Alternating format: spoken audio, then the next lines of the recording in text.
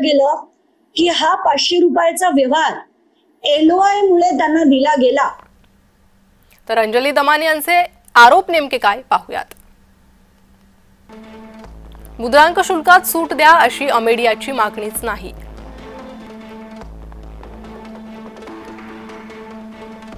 सूट देण्याची मागणी नसतानाही 21 कोटींचं मुद्रांक शुल्क माफ करण्यात आलं। 21 कोटींचं मुद्रांक शुल्क कशाच्या आधारावर माफ केलं असा सवाल त्यांनी विचारलाय। कंपनीच्या इरादा पत्रात डेटा सेंटर बद्दल माहिती आहे। डेटा सेंटरसाठी 98 लाखांची गुंतवणूक करण्याची तयारी।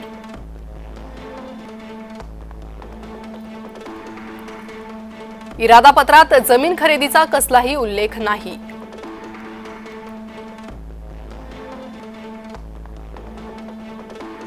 अशा इरादा पत्राच्या आधारे मुद्रांक शुल्क माफ कसं केलं?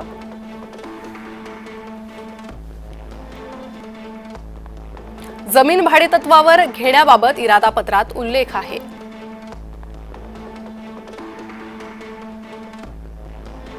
शीतल तेजवानीची जमीन 5 वर्षांसाठी भाडेतत्वावर।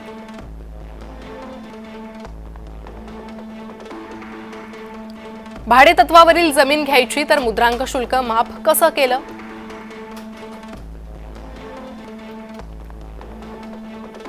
जमिनीचा ताबा घेण्याचा प्रयत्न होतोय असं केंद्र शासनाचं जिल्हाधिकाऱ्यांना पत्र आहे। 6 महिन्यांपूर्वी पाठवलेल्या पत्रावर जिल्हाधिकाऱ्यांनी कारवाई केली नाही।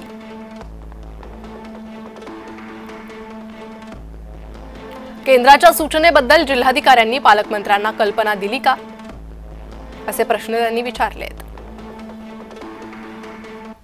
अजित पवारांचा राजीनामा मागण्यामागे दमानी यांचा राजकीय हेतू आहे। सुपारी घेऊन अजित पवारांवर आरोप केले जात आहेत।